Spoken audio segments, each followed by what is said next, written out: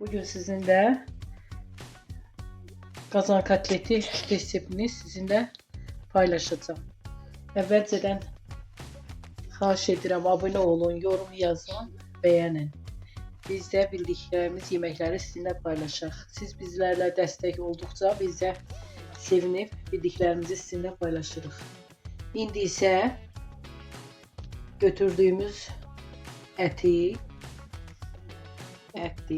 göyərti, 2 dəstə kişniş, 2 dəstə şüd, 2 dəstə göy soğan, kişniş, bir de bir dəstə də göy sarımsaq.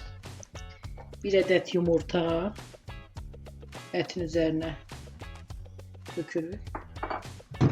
İndi tiyorkanın bir adet soğanı çekilir.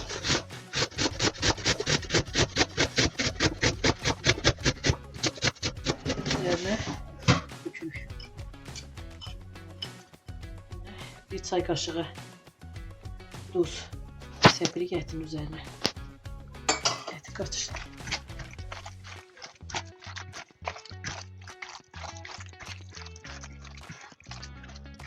Bizim taraflarda tava kebabı değiller. Bazı rayonlarda böyle değillerse bizim taraflarda tava kebabı değiller. Çok güzel olur. Orada da yumurta sındırıp tava kebaplarının üzerine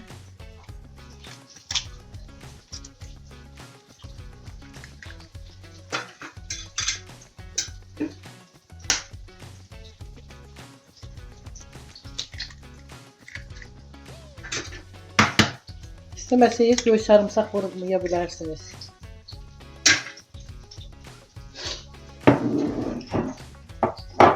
Göğertin üzerine güzel oluyor.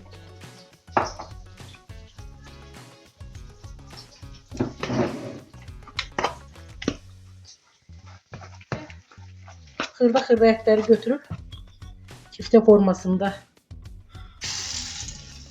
kuru yağ dökmüşük tavaya kızarana sonra vurmada hırda tavaya yığıp tatlıyetinde tez çeviririk. Kızarlarından sonra güvertlerin üzerine yumurta vurup üzerlerine süpürüyoruz. Siz isteseniz bölüne ağ düğü de demleyip aş üzerine koyup yiyebilirsiniz. Onda da çok güzel olur. Ben hele de eləmişəm. Yiyiləndə çox qəşəng olur.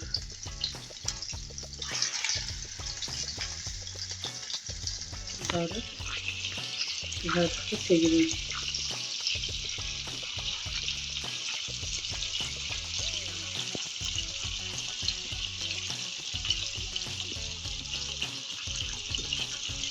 Kızartın. Bundan sonra üzerine göğünü yumurtasını üzerine ilave ediyoruz.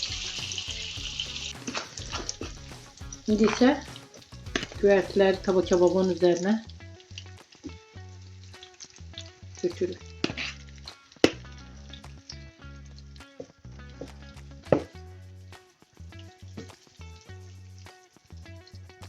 Üzerine güverti dökenden sonra da azıcık orada koyuruq, kapağını üzerine koyuruq ki yavaş yavaş güvertiler ve yumurtalar pişsin.